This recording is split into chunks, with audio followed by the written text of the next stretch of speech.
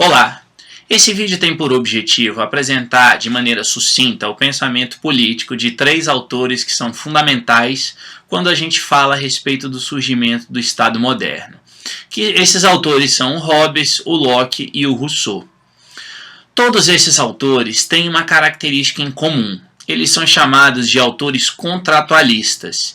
Isso significa dizer que esses três autores partem do princípio de que a sociedade vive em um determinado momento na qual não existe a instituição Estado.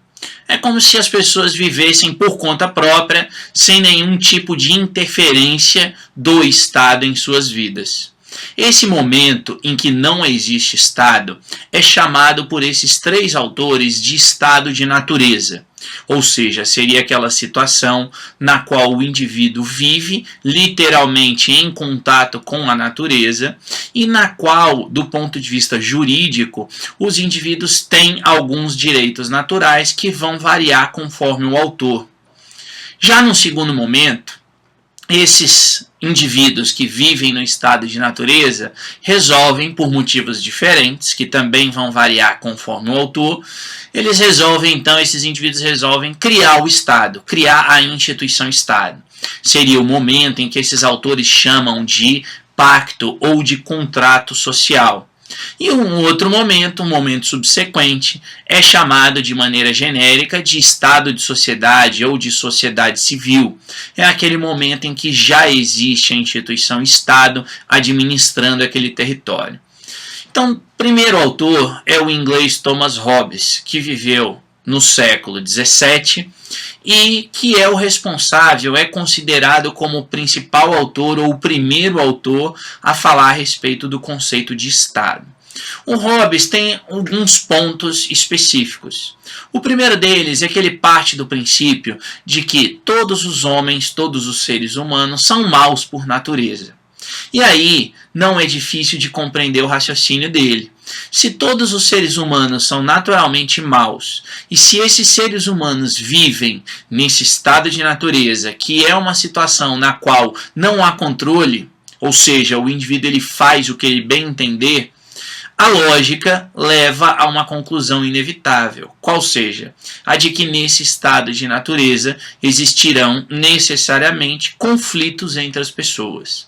Esses conflitos vão existir porque o Hobbes é um autor que parte do princípio de que os indivíduos nesse estado de natureza têm um direito natural, ou seja, um direito que é intrínseco ao próprio indivíduo e que não necessita do Estado para existir. Esse direito natural é o direito à vida, ou seja, o Hobbes considera que todos os seres humanos no estado de natureza têm o direito à vida.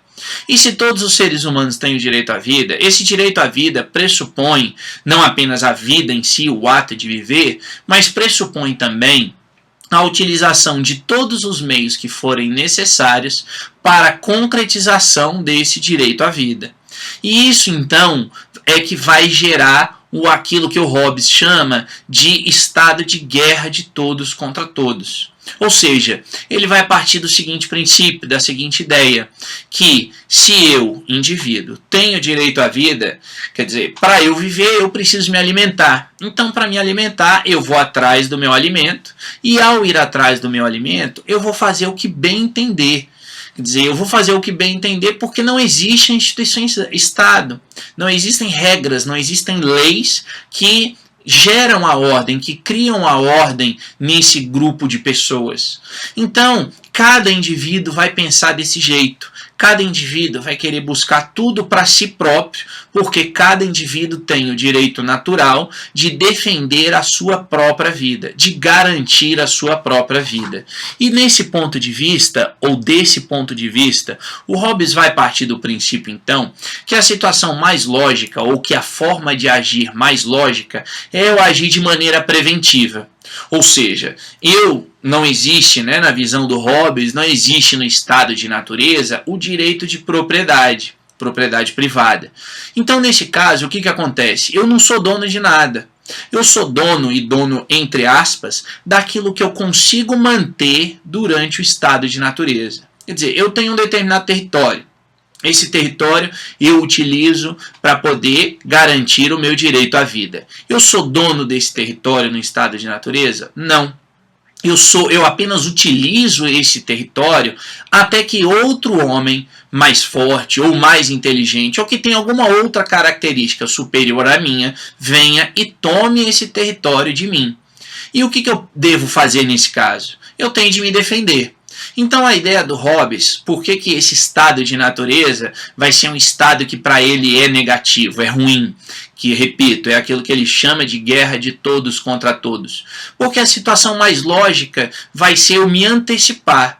Como eu imagino que o outro indivíduo vai querer me atacar, porque se não existe estado, em algum momento o outro indivíduo vai querer o que é meu. Então, em vez de eu esperar ele me atacar para eu me defender, eu ataco esse indivíduo antecipadamente. Eu ataco esse indivíduo antes mesmo dele me atacar. E eu vou fazer isso porque eu vou achar que ele também está pensando a mesma coisa. Quer dizer, se ele é um indivíduo tão racional quanto eu, ele vai imaginar que eu estou querendo tomar o que é dele, ou que ele está ocupando naquele momento. Então, ao fazer isso, o que esse indivíduo vai fazer? Ele também vai pensar em me atacar. Ou seja, essa é a situação que o Hobbes enxerga no estado de natureza. Como, repito, ele mesmo diz, é uma situação de guerra de todos contra todos, em que o indivíduo tem um único objetivo, que é garantir o seu direito à vida, e para garantir o seu direito à vida, esse indivíduo vai fazer o que ele bem entender, porque não existem regras estabelecidas, regras comuns a todos nesse estado de natureza. Então, isso tudo se fundamenta, essa situação toda se fundamenta no fato do indivíduo possuir o direito natural à sua vida. Só que aí o Hobbes vai colocar o seguinte: bom, essa é uma situação que não é, por um lado, se por um lado ela traz lógica, porque é aquela ideia, né, de que a melhor defesa é o ataque prévio. Por outro lado, ela gera um problema. E qual é o problema? É o problema de que o homem está vivendo sempre em insegurança. O homem está vivendo sempre com medo nesse estado de natureza. E viver com medo não é, obviamente, uma coisa muito boa. Então, Hobbes vai partir do princípio de que os homens, no estado de natureza, de que chegaria um momento em que esses homens, esses indivíduos, esses seres humanos, vão parar e vão raciocinar. O que é melhor? Viver em guerra o tempo todo um com o outro, viver nessa insegurança que caracteriza o estado de natureza o tempo todo, ou abrir mão de parte dessas prerrogativas que são próprias de cada ser humano para fazer com que todos vivam de uma maneira menos violenta, né? Mais agradável. Então, Hobbes vai pressupor que os homens, sendo racionais, eles vão fazer o quê? Eles vão se unir, eles vão se juntar e eles vão criar esse contrato social, que basicamente é o quê? É a criação do Estado. E, nesse sentido, para a criação do Estado, o que vai acontecer? Eu falei agora há pouco que no estado de natureza, os seres humanos, eles têm o direito natural à vida. E a criação do Estado, na visão do Hobbes, pressupõe que cada ser humano vai transferir o seu direito natural ao Estado. Lembrem-se de que aqui não é a transferência não apenas do direito à vida em si, a decisão de viver ou morrer, mas principalmente as consequências desse direito natural. Quer dizer, se eu tenho direito natural à vida, no estado de natureza, automaticamente eu vou ter o direito de proteger a minha vida. E como eu protejo a minha vida? Usando a força física contra o outro. Então a ideia do Hobbes é que esses seres humanos, ao saírem do estado de natureza e criarem a instituição Estado, o que essas pessoas vão fazer? Elas vão, repito, transferir os seus direitos naturais ao Estado. Elas vão então, portanto, transferir o seu direito de uso da força ao Estado, tá? E aí então elas estariam transferindo, aqui fazendo uma analogia, a soberania individual que cada indivíduo tem no estado de natureza de fazer o que bem entender ao Estado. Então essa vai ser, de maneira muito sucinta, o pensamento do Hobbes a respeito do surgimento do Estado. O Estado vai surgir, na visão do Hobbes, com o objetivo único e exclusivo de garantir a segurança, coisa que no estado de natureza não existe. E não existe, repito, porque no estado de natureza não há regras, no estado de natureza não há leis, no estado de natureza não existe um poder superior ao poder do indivíduo. Ou seja, no estado de natureza todos são livres e todos são iguais para fazerem o que bem entenderem para protegerem a sua vida. Então, para o surgimento do Estado, é necessário centralizar a soberania em uma única instituição e principalmente em uma única pessoa. É por esse motivo que o Hobbes vai propor a criação de um Estado absolutista, porque ele parte do princípio de que a força só vai poder ser exercida pelo Estado se só uma única pessoa centralizar toda a força física em suas mãos. Por esse motivo, repito, o Hobbes parte do princípio de que o Estado, o contrato social, corresponde ao momento em que os indivíduos se organizam, o momento em que os indivíduos transferem os seus direitos, o seu direito natural à vida ao Estado, portanto, o indivíduo não tem mais nenhum direito, e o Estado, então, é um Estado absolutista, é um Estado que vai mandar do jeito que bem entender, e isso vai ser necessário por quê? Porque, repito, o Hobbes é o criador do conceito de soberania do Estado, e para ele a soberania do Estado tem de ser absoluta, ela precisa ser absoluta, porque se houver qualquer possibilidade de questionamento às ordens que vêm do Estado, na visão dele, significa dizer que o Estado não é soberano. E se o Estado não for soberano, ou seja, se houver algum concorrente ao poder do Estado, se volta ao estado de natureza. É a mesma coisa do estado de natureza.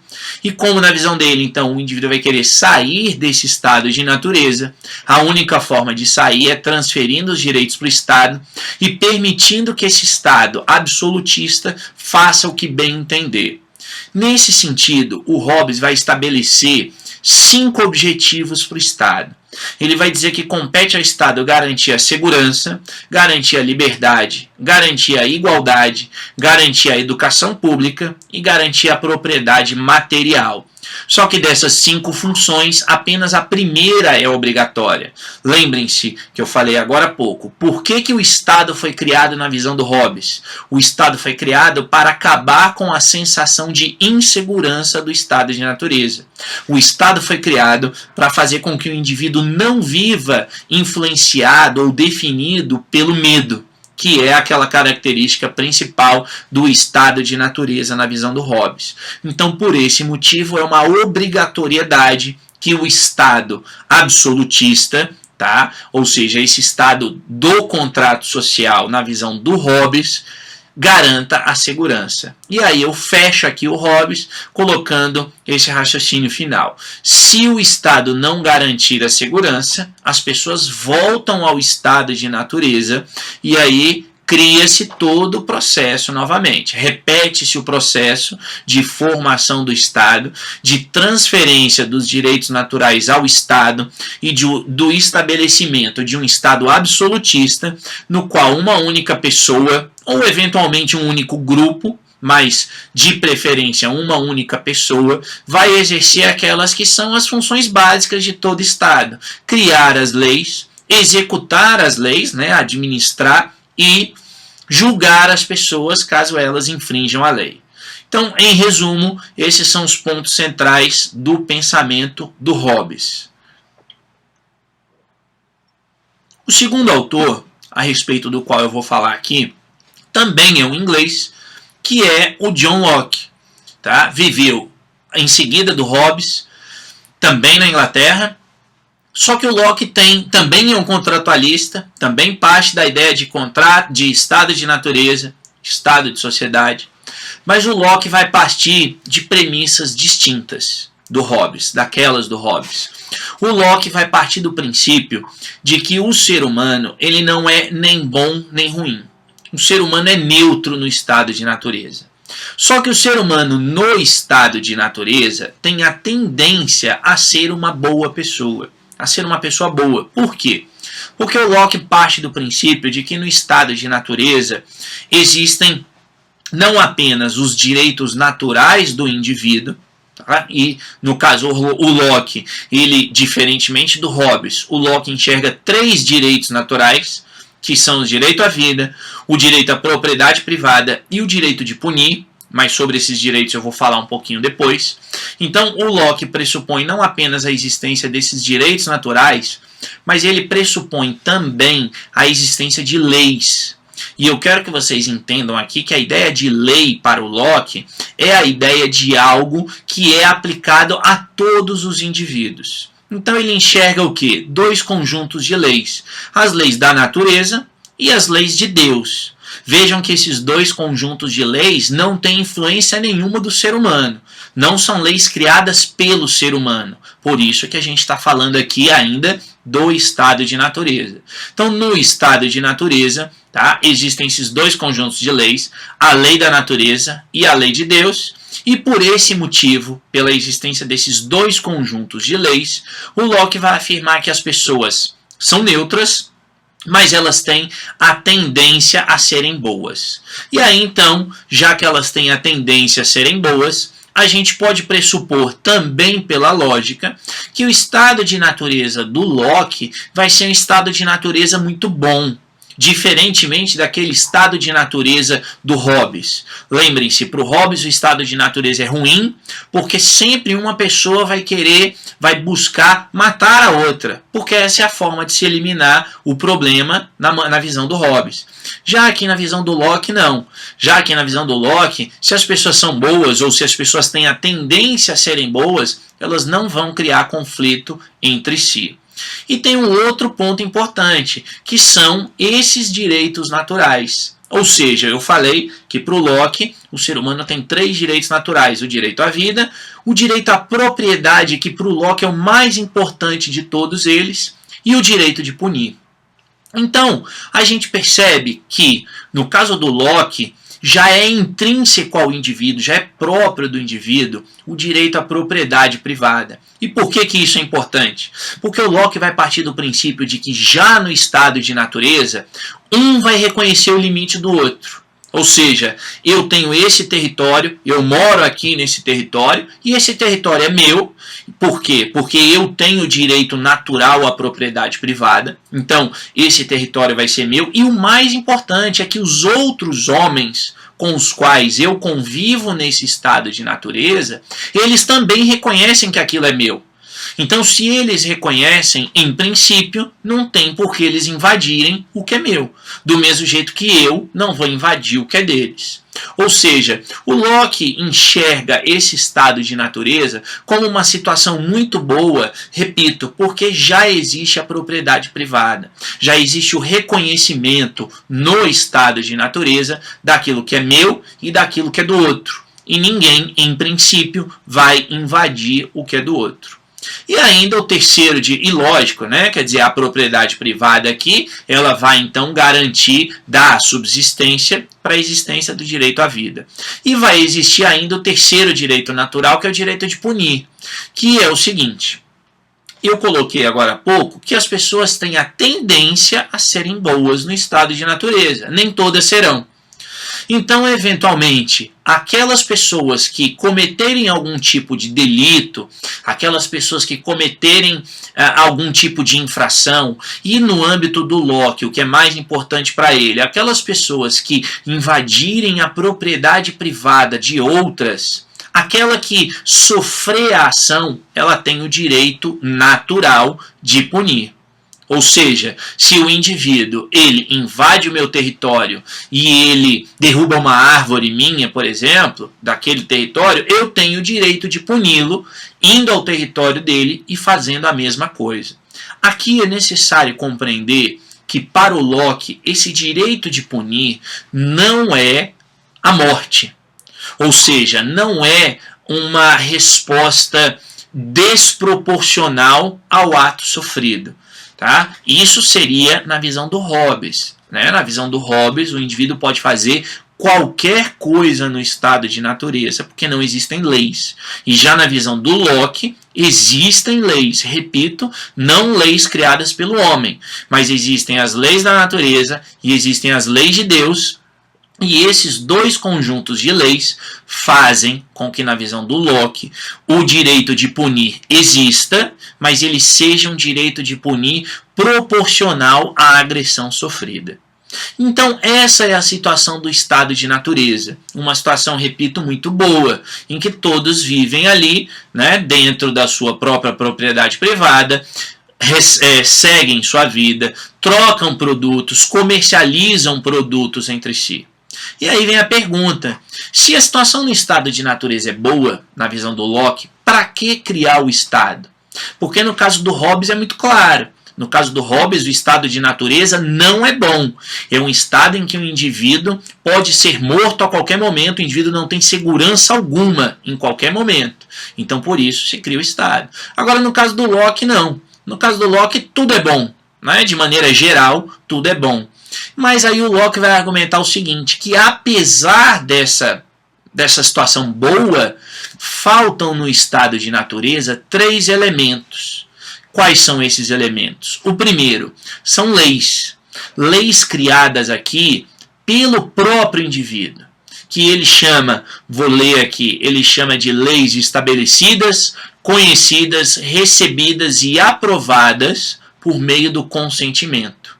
Ou seja, no estado de natureza do Locke existem leis, mas as leis que existem não foi o ser humano que criou essas leis, que são as leis da natureza e as leis de Deus. O ser humano não criou essas leis. Então o ser humano se submete às leis da natureza, se submete às leis de Deus, e, portanto, para o Locke, o ser humano não é livre. Não é livre por quê?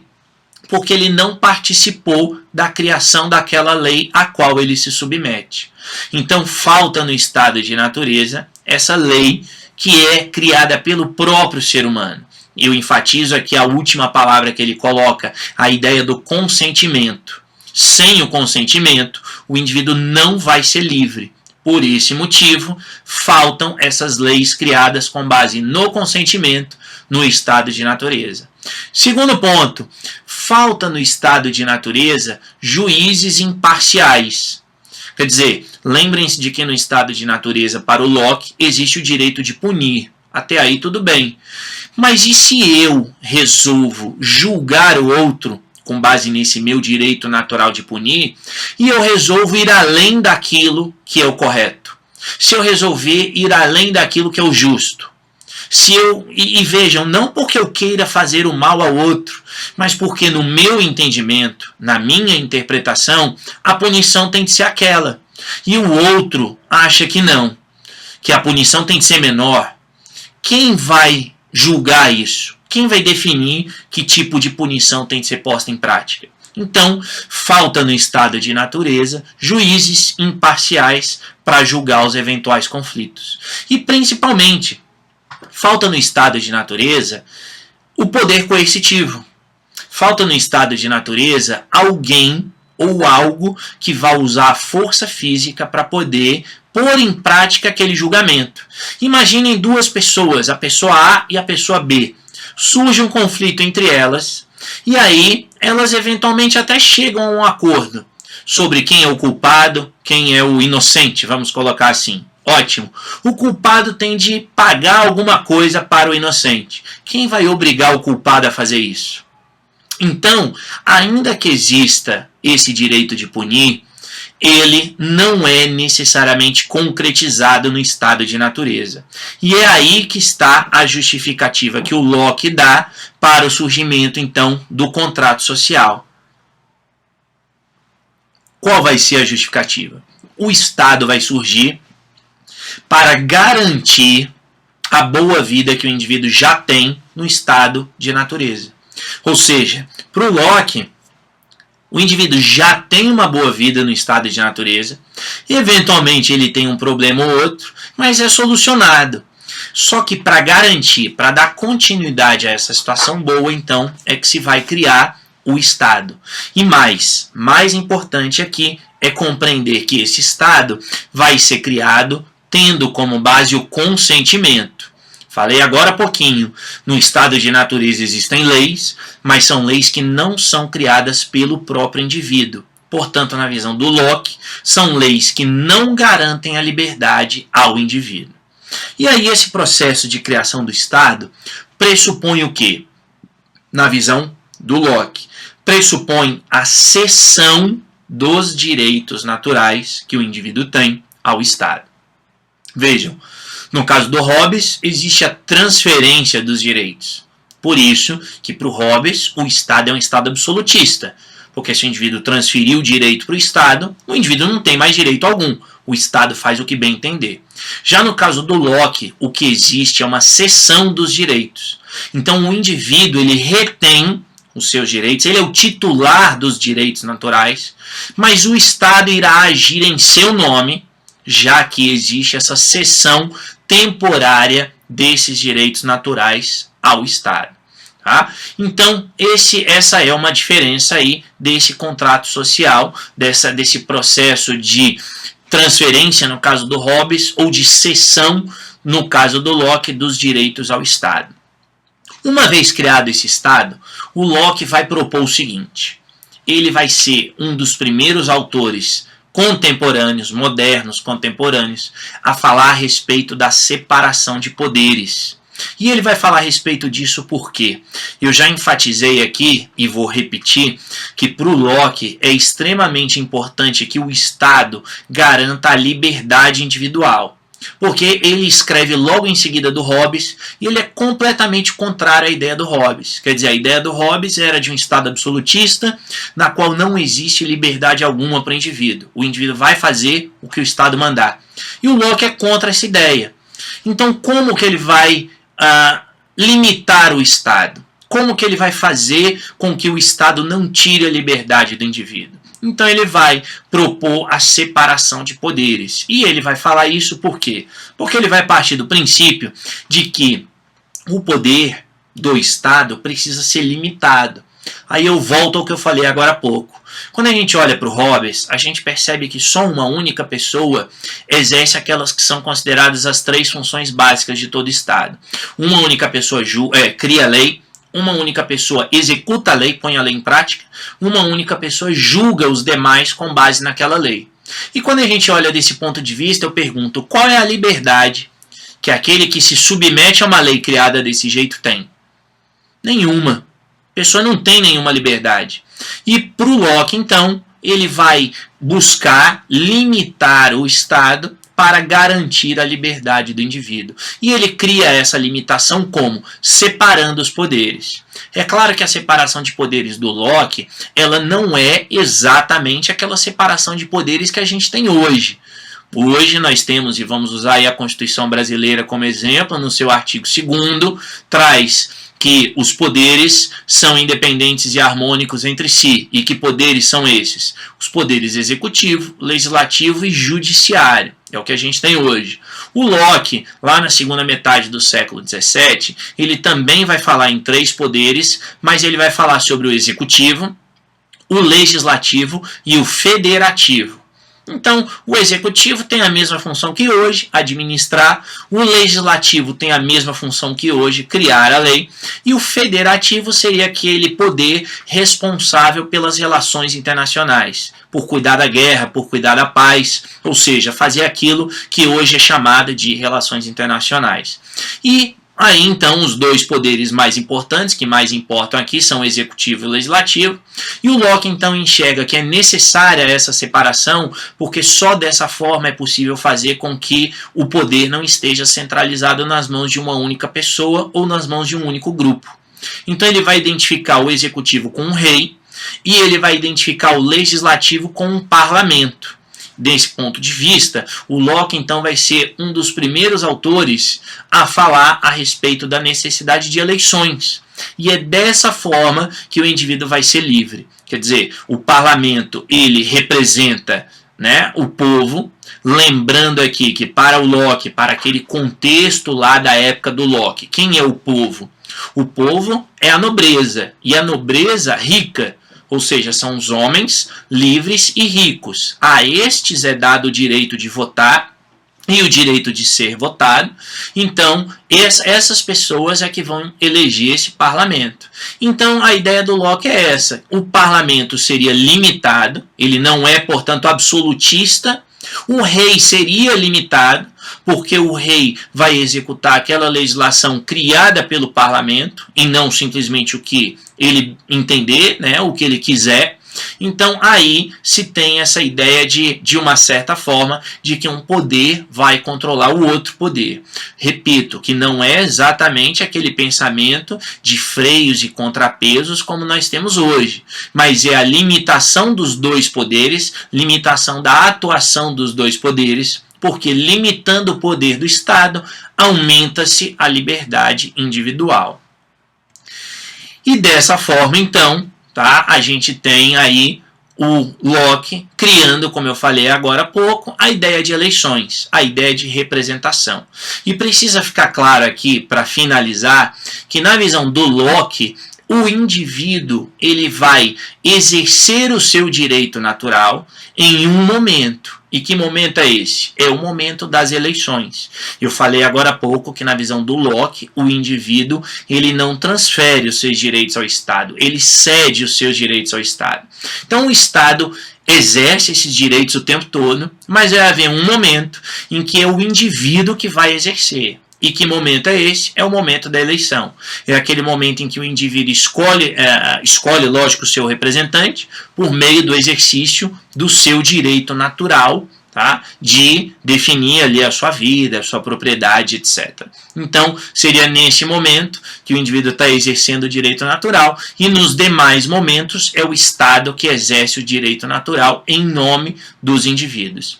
E para fechar o Locke, então, o que é importante ter em mente? Que esse raciocínio dele é um raciocínio que busca, como eu já falei, objetiva a garantia da liberdade individual. E aí a gente pode aqui fazer um comparativo. Quando a gente fala no Hobbes, o Estado absolutista do Hobbes é um Estado intervencionista, ou seja, é um Estado que vai intervir na vida privada do cidadão com qual objetivo? Garantir a segurança. E já no caso do Locke, o Locke é o criador da ideologia liberal, e de uma maneira muito genérica, a gente pode dizer que qual é a função do Estado para o Locke? É fazer o quê? É não fazer nada. É intervir quando houver necessidade. Ou seja, lembrem-se que lá no estado de natureza o homem é bom para o Locke, lá no estado de natureza os conflitos são raros, então se o homem é bom e se os conflitos são raros no estado de natureza, o homem vai continuar sendo bom e os conflitos vão continuar sendo raros no estado de sociedade. Portanto, se surgirem conflitos, é que o Estado vai interferir. E se não surgir conflito, o Estado não faz nada. O Estado seria uma espécie de uma entidade invisível que só atuaria se houvesse conflitos entre os indivíduos. E por fim, para terminar esse vídeo, eu vou falar aqui do pensamento agora do Rousseau. O Rousseau é um autor contratualista também, mas ele tem algumas diferenças em relação aos anteriores, ao Hobbes e ao Locke. O que ele tem de semelhante? Basicamente a ideia de um estado de natureza, de um estado de sociedade. Só que o Rousseau vai além. O objetivo do Rousseau é analisar não o aspecto jurídico do Estado, mas ele vai analisar o que sustenta esse aspecto jurídico. E na visão dele, o que sustenta o aspecto jurídico do Estado é a esfera social. Portanto, o Rousseau vai ser um autor que vai olhar para a esfera social para aí ele mostrar como deveria ser esse Estado. Desse ponto de vista, é importante compreender que o Rousseau trabalha com 3 momentos, não 2, como os outros autores fizeram. Lembrem-se, Hobbes e o Locke falam sobre o estado de natureza e sobre o estado de sociedade. E o Rousseau ele vai falar sobre 3 momentos, estado de natureza, estado de sociedade, e aí vem um terceiro momento que eu vou chamar aqui de contrato social. E o que vai ser isso? O estado de natureza é, assim como para os outros 2 autores, aquela situação na qual não há estado. E aí o Rousseau então vai começar dizendo que, para ele, o homem é bom por natureza. Então aí de novo, de maneira comparativa, para o Hobbes o homem é mau por natureza, para o Locke o homem é neutro, mas se torna bom, ou tem a tendência de ser bom, e para o Rousseau o homem é bom por natureza. Até aqui, esse é o ponto de partida de cada autor. Mas aí, limitando-me ao Rousseau agora, o que vai acontecer? O Rousseau vai partir do princípio de que lá no estado de natureza, o homem não é um ser sociável. E vejam a comparação. Para o Hobbes, o homem no estado de natureza já tem contato com outros seres humanos. E é por isso que surge a guerra de todos contra todos, um querendo matar o outro. No caso do Locke, também existe o contato de um indivíduo com o outro. É por isso que ele fala do direito de propriedade privada, é por isso que ele fala do comércio entre as pessoas lá no estado de natureza. E para o Rousseau não. O Rousseau parte do princípio de que o homem, lá no início da civilização, não tinha contato um com o outro. O raciocínio do Rousseau é meio lógico. Se a gente imaginar e voltar alguns milhares de anos atrás, quando começaram a surgir os primeiros grupos sociais espalhados pelo mundo, esses grupos não tinham contato um com o outro. Então essa é a ideia do Rousseau. É a ideia de que, num primeiro momento, lá no estado de natureza, os indivíduos não tinham contato uns com os outros, os indivíduos nem mesmo sabiam o que eram outros grupos, que ele não conhecia. Então o indivíduo vivia bem nesse estado de natureza. E vivia bem por quê? Porque ele é bom por natureza. Vivia bem porque ele tira tudo da natureza. Vivia bem porque ele não tinha contato com outras pessoas e, consequentemente, se ele não tem contato com outras pessoas, ele não conhece, não sabe o que é propriedade privada. Só que vai chegar um momento, e isso é o Rousseau falando, vai chegar um momento em que, devido ao crescimento populacional, esses grupos vão se encontrar. E quando esses grupos se encontrarem, o que vai acontecer? Vai ser o momento em que o Rousseau vai lançar, vai criar uma frase que é muito famosa dele, que ele afirma que o homem é bom por natureza, mas a sociedade o corrompe. Então, o que isso significa? Significa esse momento em que um grupo social que sempre viveu isolado, sempre viveu sozinho, passa a ter contato com outro grupo social. Por quê? Porque aí, nesse momento, esse primeiro grupo social, que está vendo o outro chegar perto, vai parar e vai pensar, bom, antes eu estava aqui nesse território sozinho e eu tinha tudo que eu precisava aqui. Agora está chegando o outro. Então eu tenho de me precaver. Isso para o Rousseau é a corrupção do ser humano. Isso para o Rousseau é o momento em que o ser humano se corrompe, porque ele começa a ir atrás não mais do que ele precisa, mas do que ele acha que vai precisar.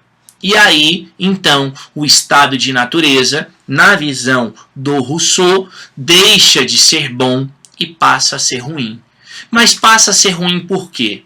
Porque o Rousseau vai afirmar que lá no estado de natureza vai surgir, finalmente, o conceito de propriedade privada. E isso vai ser ruim por quê? Porque o Rousseau vai falar que, surgindo a propriedade privada, surgindo a ideia de território, de esse território é meu e aquele é seu, os homens vão entrar em conflito, porque um vai querer o que é do outro, devido a essa corrupção que agora o homem tem. E aí, para evitar o conflito, vai ser criado o Estado. Então aqui, gente, a gente tem a passagem, na visão do Rousseau, do estado de natureza para o estado de sociedade. Ou seja, criou-se um Estado. Só que esse estado de sociedade, para o Rousseau, não é algo bom. Lembrem-se que lá para o Hobbes, a passagem do estado de natureza para o estado de sociedade é algo bom. Porque o indivíduo sai daquela situação de que um está querendo matar o outro para uma situação de segurança. No caso do Locke, a passagem do estado de natureza para o estado de sociedade também é algo bom. Porque o indivíduo sai daquela situação que era boa para uma situação ainda melhor. Agora, no caso do Rousseau, não. No caso do Rousseau, ele acredita que a passagem do estado de natureza, em que o homem vivia bem, para o estado de sociedade é algo ruim, porque esse estado de sociedade vai ter como objetivo garantir a propriedade privada. E esse é o problema para o Rousseau. Ele vai partir do princípio de que a propriedade privada vai gerar desigualdade. Ele vai partir do princípio de que esse estado de sociedade garante na lei a igualdade para todo mundo. Mas as pessoas não são iguais. As pessoas não são iguais porque elas não são iguais em condições econômicas. Ele vai dizer que esse estado de sociedade é ruim porque o direito nesse estado de sociedade defende a propriedade privada e, consequentemente, no âmbito de uma eleição, quem vai ter a chance de ser eleito? Sempre vai ser o rico. Porque o raciocínio dele é bem simples. Todos seriam iguais perante a lei, nesse estado de sociedade, mas esse estado de sociedade, quer dizer, ele garante essa igualdade perante a lei, mas na hora de uma eleição, por exemplo, quem vai ter condições de ser eleito? Quem vai ter condições de fazer uma propaganda? Quem vai ter condições de correr atrás de voto? Sempre vai ser o rico. Então, consequentemente, a tendência é que o rico seja eleito. E uma vez que o rico é eleito, o que o rico vai fazer com o direito? Vai alterar esse estado de coisas? Vai alterar essa situação de desigualdade social? Não vai. Ou seja, o rico é eleito e o rico vai perpetuar a desigualdade social. E aí isso gera uma outra consequência, que é a ausência de liberdade material. Ou seja, o Rousseau vai dizer, olha, no estado de sociedade, a lei diz que as pessoas são livres. Perfeito. Só que elas não são livres. Elas não são livres por quê? Porque, por exemplo, a pessoa tem o direito de ir e vir, mas ela vai e vem até onde o dinheiro lhe permite. Então ela não é completamente livre. Ele vai dizer, olha, as pessoas são livres para correr atrás de um emprego, por exemplo, para melhorar de vida. E o Rousseau vai dizer, não, isso é falso. Isso é falso por quê? Porque ninguém vai atrás do emprego que quer. As pessoas vão atrás do emprego que está disponível para elas. As pessoas podem viajar para onde elas quiserem? Não. As pessoas vão viajar para onde o dinheiro conseguir pagar. As pessoas, e aqui é o ponto importante do ponto de vista político, as pessoas vão poder eleger quem elas querem? Não. Elas vão eleger quem está disponível. Elas vão escolher dentre aquelas pessoas que são os candidatos.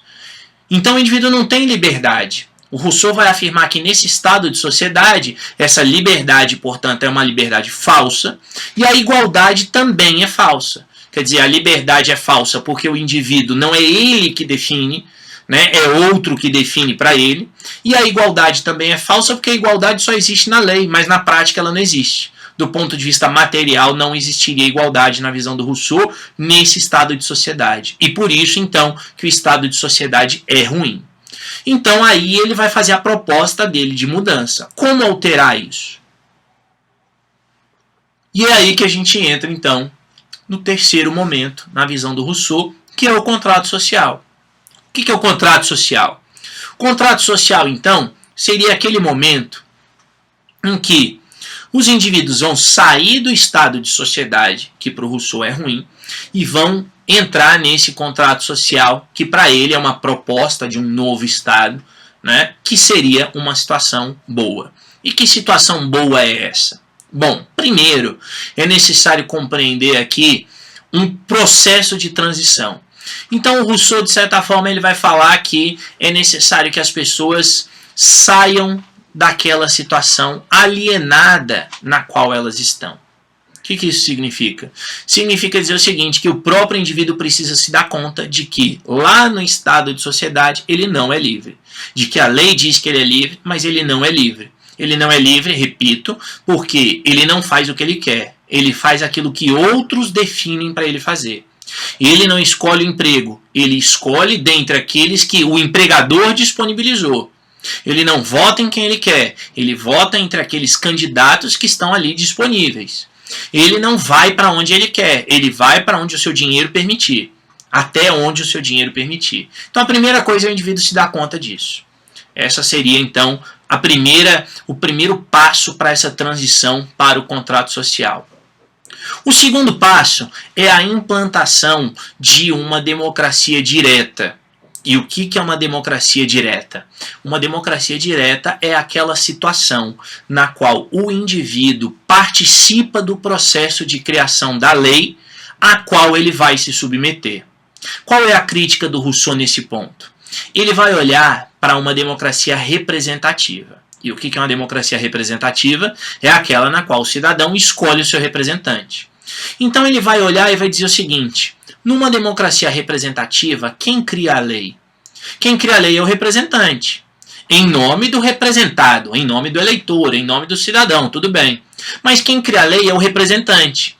E o representado faz o que em relação a essa lei? Ele não faz nada. O que o representado faz? O representado obedece à lei. Então aí o Rousseau vai dizer, de novo, qual é a liberdade que o indivíduo tem? E aqui, vejam, com o olhar do Rousseau criticando o pensamento do Hobbes e do Locke. Vejam só, no caso do Hobbes, quem cria a lei? Uma única pessoa, é um Estado absolutista. E essa lei, ela é imposta sobre o indivíduo. Então, que liberdade o indivíduo tem? Nenhuma. Já no caso do Locke, quem cria a lei? É o representante. E essa lei acontece o que com ela? Ela é imposta sobre o indivíduo. Então, do ponto de vista do Rousseau, a única forma de se garantir a liberdade na política, a liberdade política, é por meio da democracia direta.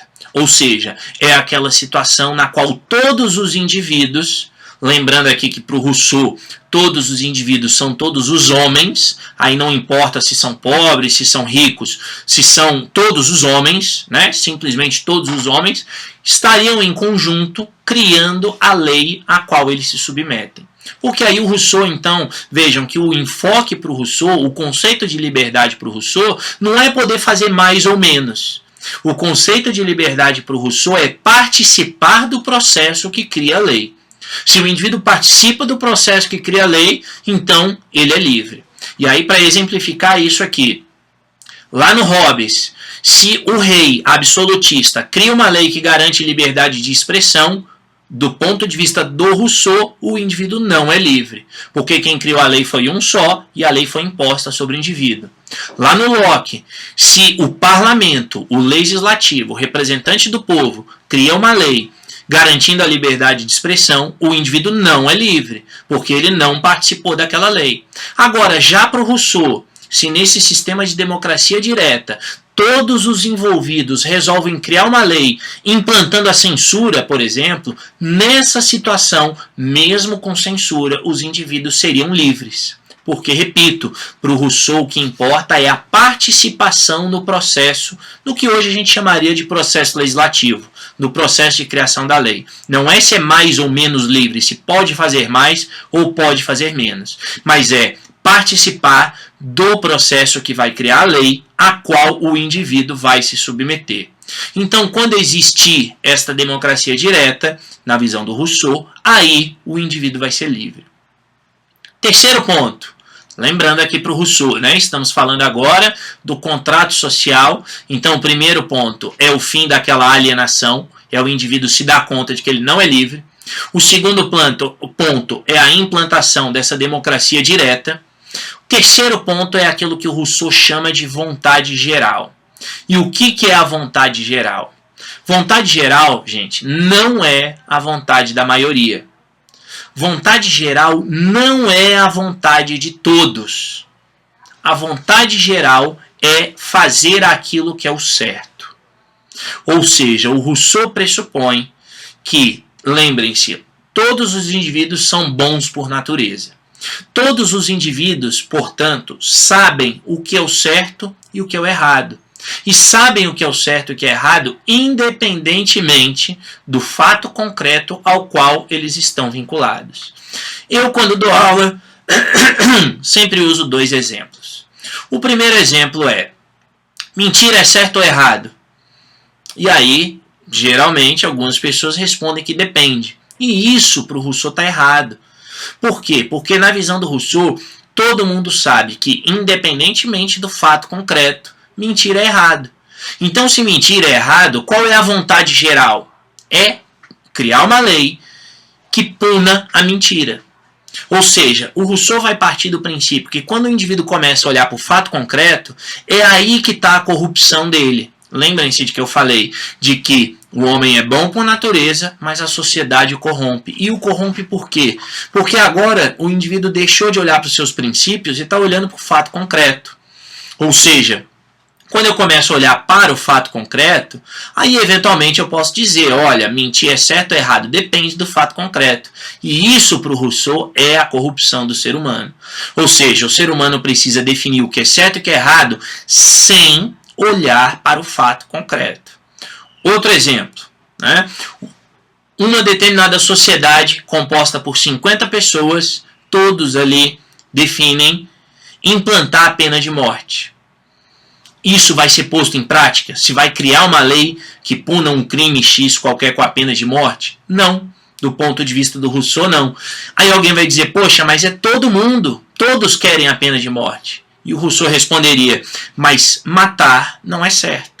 Portanto, matar infringe a vontade geral, portanto não pode haver pena de morte. Ou seja, a vontade geral, gente, é muito simples, tá? Do ponto de vista conceitual, é algo muito simples. É fazer o que é certo. E repito, para o Rousseau, todos sabem o que é certo. E se todos sabem o que é certo, então a lei vai ser reflexo da vontade geral. Consequentemente, toda lei vai ser justa.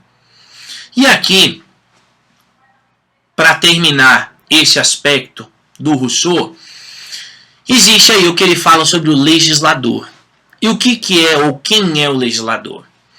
Eu acho que todos vocês vão concordar com o fato de que o indivíduo, os indivíduos, o ser humano, agir conforme o que é certo é muito complicado.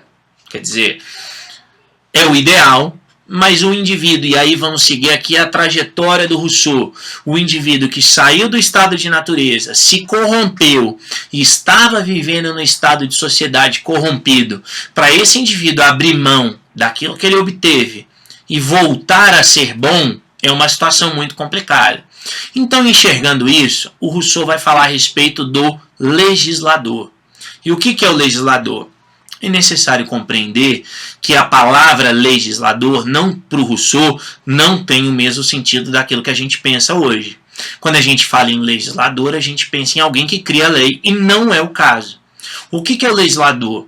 O legislador, na visão do Rousseau, seria aquela pessoa excepcional, aquela pessoa de bom caráter, né? Aquela pessoa boa que vai fazer o quê? Cabe a ela mostrar aos demais o que é a vontade geral. Ou seja, eu vou voltar àquele exemplo da mentira. Eu pergunto, mentir é certo ou errado? E aí vai ter gente que vai dizer, depende. Ou vai ter gente que vai dizer, é certo. Então o legislador seria aquela pessoa que nesse momento diria, olha, mentir não é certo. Né? Olhando de um ponto de vista independentemente do fato concreto, mentir não é certo. O legislador vai ser aquela pessoa que vai dizer, vai chegar e vai dizer assim, gente, vocês querem implantar a pena de morte. Ok, a maioria ou todos querem implantar a pena de morte. Só que lembre-se de que se você cometer esse delito, você vai sofrer a pena de morte. Você vai querer isso? Ou seja, gente, o legislador é uma espécie de conselheiro. O legislador é uma espécie de pessoa excepcional, usando as próprias palavras do Rousseau, que vai mostrar aos demais o que é a vontade geral. Entendam que ele não vai manipular, na visão do Rousseau, claro, ele não vai manipular, mas ele vai simplesmente abrir os olhos, abrir a mente das pessoas, mostrando para elas o que é a vontade geral. Tá? Então, esses seriam os 4 elementos, né, nesse processo de sustentação desse contrato social. É necessário ainda, do ponto de vista do Rousseau, explicar mais 2 pontos. O primeiro ponto é o seguinte: ele pressupõe uma democracia direta. E, repito, uma democracia direta é aquela situação na qual o próprio indivíduo cria a lei a qual ele vai se submeter. E aí o Rousseau, então, ele vai colocar a situação do exercício dessa soberania. Quer dizer, quem é o soberano? Do ponto de vista do Rousseau. E aí está uma das principais contribuições do Rousseau para o pensamento político e jurídico dos dias de hoje. Porque o Rousseau vai ser o responsável por criar o conceito de soberania popular.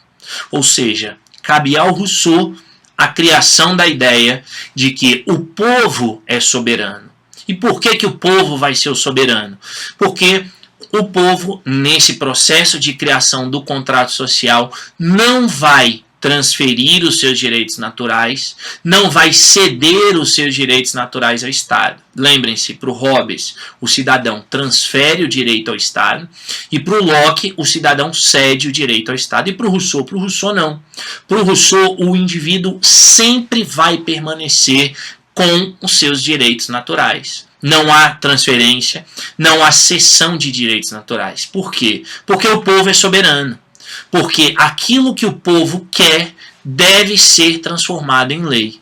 Então, a ideia de soberania popular, como a gente tem hoje, a ideia de que compete ao povo definir os rumos do Estado, vem do Rousseau.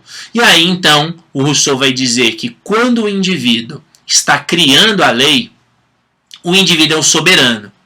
Quando o indivíduo está submetido à lei, ele está cumprindo a lei, ele vai ser o súdito. Lembrem-se, é a mesma pessoa. Só que no momento em que ele cria a lei, ele é soberano, é chamado de soberano.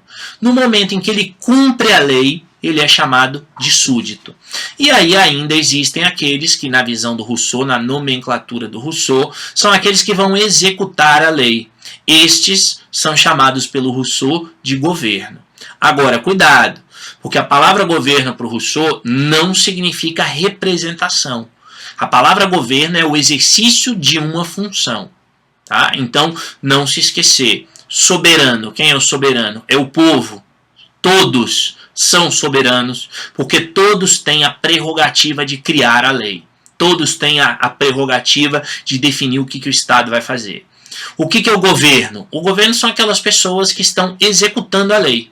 E o que é o súdito? Todo mundo, porque todos se submetem às leis que são criadas por todos.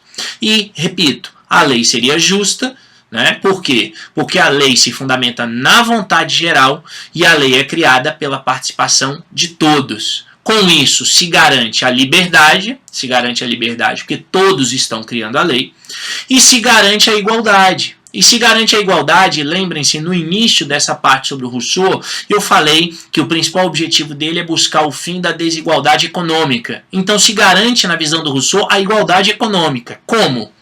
Ora, a vontade geral corresponde a fazer aquilo que é o certo. E aí o Rousseau então perguntaria: criar distinções entre ricos e pobres é certo? A existência de pessoas muito ricas em detrimento de pessoas muito pobres é certo? Manter pessoas na miséria, né, na pobreza, para sustentar quem é rico é certo? Não é certo. Né? Então, desse ponto de vista, qual seria a vontade geral? Acabar com as desigualdades sociais. E se a vontade geral é acabar com a desigualdade social, automaticamente a lei criada garantiria o fim da desigualdade social. Então é dessa forma que o Rousseau enxerga a liberdade, porque todos criam a lei, e enxerga a igualdade, porque a igualdade é criada com base na vontade geral, que enxerga que desigualdades sociais são erradas. E por que isso se concretizaria na visão do Rousseau? Porque quem está definindo isso é o soberano. Lembrem-se, é o povo. O soberano é o povo. E aí ele coloca 4 características da soberania. Ele vai dizer que a soberania é inalienável, ou seja, ela é intransferível. É o que eu falei agora há pouco, de que os direitos naturais para o Rousseau não são transferidos e não são cedidos a ninguém. O próprio indivíduo, ele é soberano, cada indivíduo é soberano, portanto a soberania é inalienável. A soberania é indivisível.